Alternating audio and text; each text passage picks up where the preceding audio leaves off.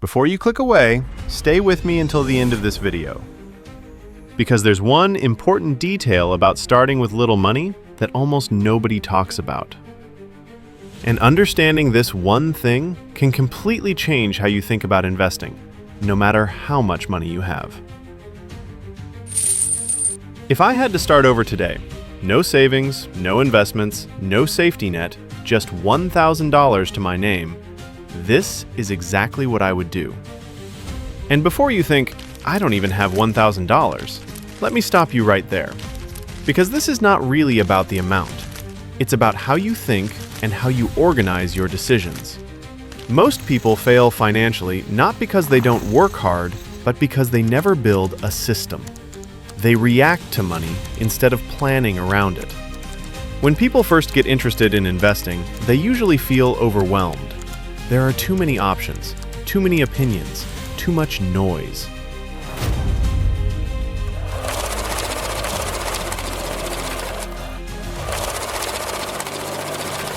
Stocks, crypto, real estate, side hustles, online businesses. Everyone online sounds confident. Everyone claims their strategy is the best. And that's exactly why beginners get stuck. They wait for the perfect moment. They wait for certainty. Or worse, they jump in too fast. Here's the truth no one likes to hear. If a strategy doesn't work with small amounts of money, it doesn't work at all. Big portfolios are built with the same logic as small ones. The only difference is time. That's why starting correctly matters more than starting big. The biggest mistake beginners make is believing they must invest everything they have. They think money sitting still is wasted. But life doesn't care about your investment plan. A car repair, a medical expense, a job problem. When all your money is locked away, every small problem becomes a big one. That's why cash is not useless.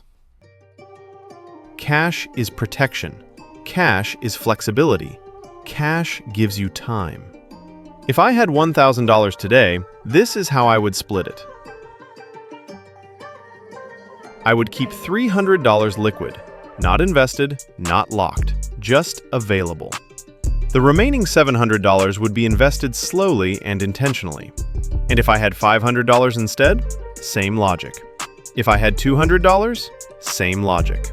Percentages matter more than numbers. Liquidity creates emotional stability, and emotional stability leads to better decisions. The first place I would invest is not where most people expect. Safety comes first. Out of the invested money, I would place a portion into low-risk assets. Things like high-yield savings accounts, treasury bonds, or money market funds. This money is not exciting, and that's a good thing. Its only job is to keep you calm when markets move and emotions try to take control. You don't build wealth by being aggressive at the beginning. You build it by surviving long enough to let consistency work. Once that foundation is in place, only then would I focus on growth.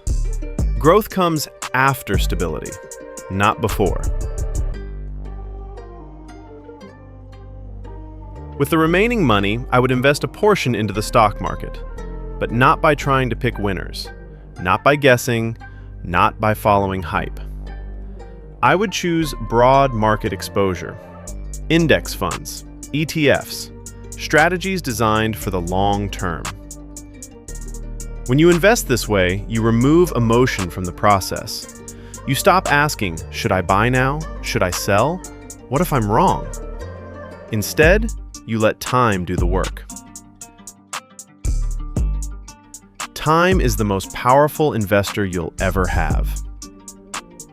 Now let's talk about risk. Yes, high-risk assets exist. Crypto, speculative investments, trends that promise fast growth. If I used them at all, they would be a very small part of the plan. Money I can afford to lose. Money that won't affect my future if it disappears. Risk should never be the foundation. It should always be optional.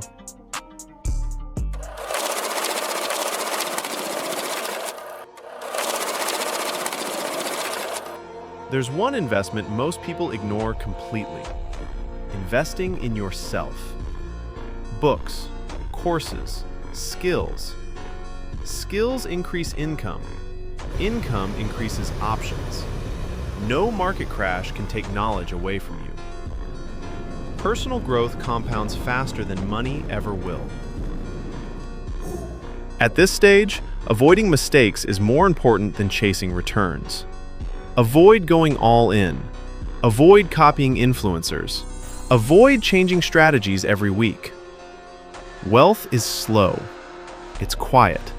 And most of the time, it's boring. And boring is exactly what works. If I had to start over with $1,000, this is exactly how I would do it. And if I had less, the same system, just scaled down. The amount doesn't matter. The plan does.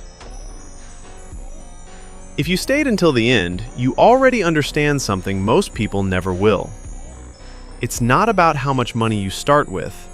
It's about how early you start and how consistent you are. That mindset alone puts you ahead of the majority. Thanks for watching. Subscribe, leave a like, and I'll see you in the next video.